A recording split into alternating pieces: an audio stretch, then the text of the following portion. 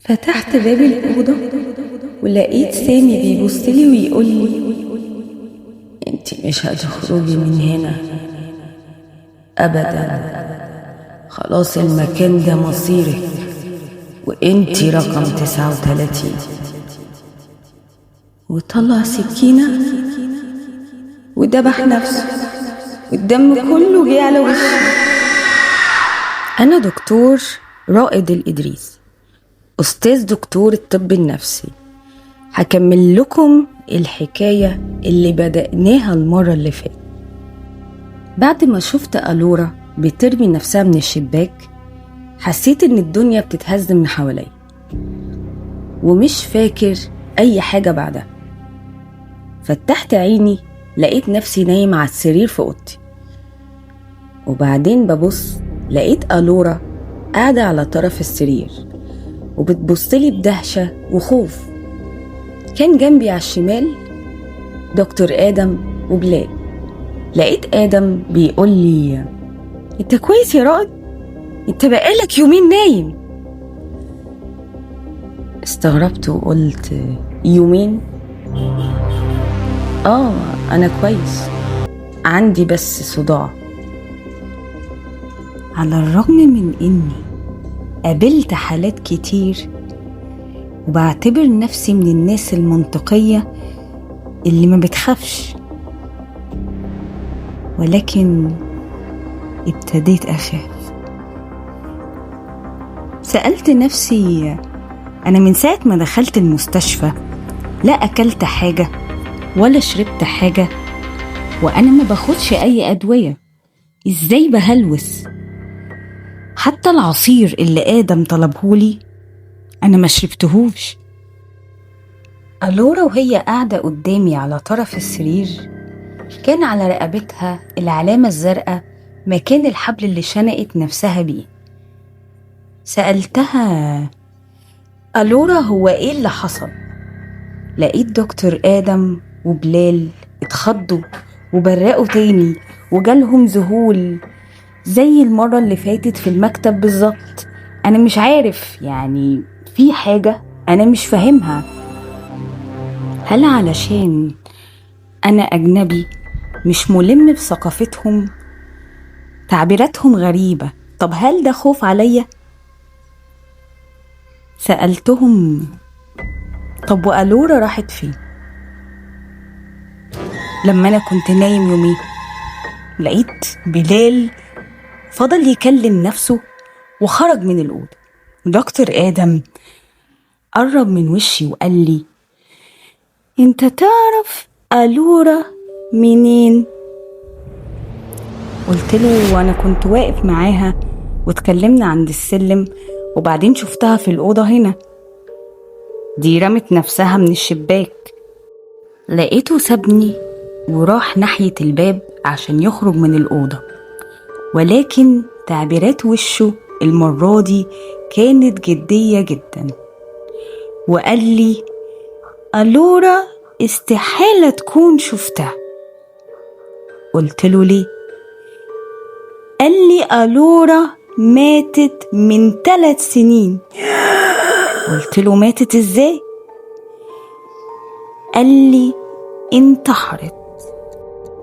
لما سابني وخرج أنا قمت من السرير، طبعا لا في كرسي ولا في حبل مشنقة ولا نجفة. اتجهت ناحية الشباك، لقيت آثار رجلين على طرف الشباك مكان ما ألورا نطت. ببص في الأرض تحت من الشباك لقيت ألورا واقعة ومبرقة وميتة. ألورا انتحر زي ما أنا شفت بالظبط. السؤال هنا: شبح ألورا عايز مني ايه؟ طبعا اي حد مكاني في الموقف ده كان هيسأل ايه قصة الشبح وايه اللي حصل، ولكن انا ما نسيتش انا في المستشفى ليه. انا هنا علشان رسالة الماجستير بتاعتي. اتجهت على طول للعنبر اللي فيه الحالات اللي انا عايزة اقابلها. الطرقة بتاعت الدور الثالث اللي فيها غرف المرضى كان فيها 38 غرفة زي ما دكتور آدم قال. وأنا ماشي في الطرقة بصيت في الآخر لقيت غرفة رقم 39 ولون الباب أسود. على الرغم من إن كل أبواب الغرف كان لونها أبيض، ده الباب الوحيد اللي لونه أسود وعليه رقم 39. طبعا الفضول خدني ودخلت الأوضة وفتحت الباب. لقيت راجل كبير في السن وكان شعره خفيف جدا، وكان مديني ظهره وبيبص على مراية على الكومودينو اللي جنب السرير. لقيته بيقولي وهو بيبص على المراية وشايف انعكاسي أنا كمان: اتفضل يا دكتور رائد، أنا اسمي سامي وأنا المريض اللي ساكن في الغرفة هنا. أنا المريض رقم 38. الغرفة دي مش لأي مريض عادي، دي لمرضى ليهم حالات خاصة، ولكن أنا ما كنتش الأخير، في مريض تاني جه بعدي وهو رقم 39. في اللحظة دي لقيت ألورا بتفتح الباب وهي لابسة البلطو الأبيض وماسكة في إيديها ملف المريض مكتوب عليه سامي. لما قربت منه قالت له: مساء الخير يا سامي، ايه أخبارك دلوقتي؟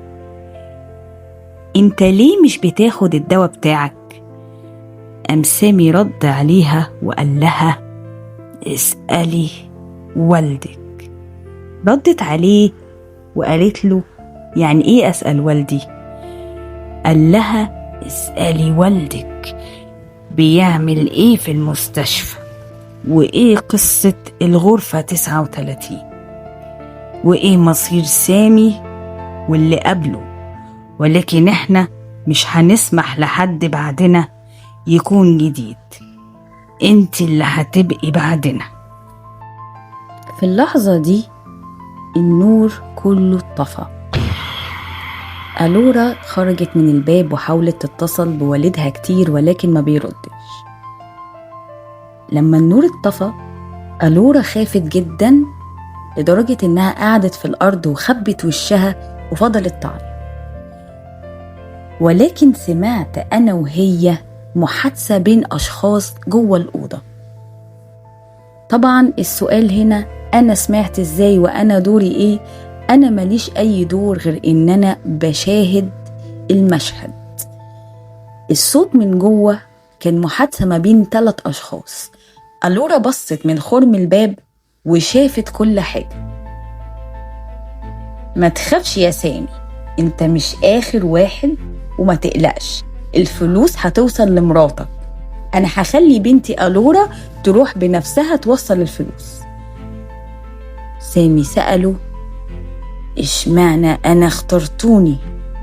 قال له: اخترناك عشان انت مريض وكبير في السن، إلى جانب إن مراتك مريضة، محدش هيحس بيك، إلى جانب عندك تاريخ مرضي، يعني انت أكتر حد مناسب للي احنا عايزينه. قال لهم: طيب الناس اللي قبلي كان وضعهم ايه؟ ده صوت دكتور آدم. قال له: كلهم اتقدموا زيك بنفس الطريقة، احنا عارفين ان انت مستغرب من الكلام ده، ازاي احنا دكاترة وأساتذة في الجامعة ودي مستشفى أمراض عقلية وبيطلب مننا طلب زي ده، ولكن دي قصة طويلة مش هنقدر نحكيها دلوقتي، ولكن الآن هننفذ الطلب، ما عندناش وقت، لازم نقدمك ليه. سامي قال لهم: طيب والناس اللي قبلي كان وضعهم ايه؟ واحد فيهم قال له، وغالبا ده والد ألورا مش دكتور آدم: كلهم اتقدموا زيك بنفس الطريقة، احنا عارفين انك مستغرب، ولكن مفيش حل تاني زي ما قلتلك. وقربوا منه وادوله ازازة مية وشربوها له بالعافية. سامي كان بيبص حواليه كتير جدا بعد ما شرب المية. كل ده ألورا بتبص من خرم الباب وأنا ببص معاها. سامي فضل يتنفض ويطلع رغوة من بقه، وفي الآخر قام وقف وعينيه كلها ابيضت تماما، وقال دكتور آدم ووالد ألورا: أنا مش لوحدي، إحنا هنا كتير، ما حدش فينا هيمشي. أنا رقم 38، أنا هنتقم أنا وهما منكم أشر الانتقام، وخصوصا من بنتك الدكتورة ألورا. في الوقت ده دكتور آدم خاف جدا وفتح الباب وخرج، وأنا وألورا كنا واقفين بره. ألورا بصت لي وقالت لي: أنا في الوقت ده فتحت باب الأوضة ولقيت سامي بيبصلي ويقول لي: انتي مش هتخرجي من هنا أبدا، خلاص المكان ده مصيرك، انتي رقم 39. وطلع سكينة ودبح نفسه، والدم كله جه على وشي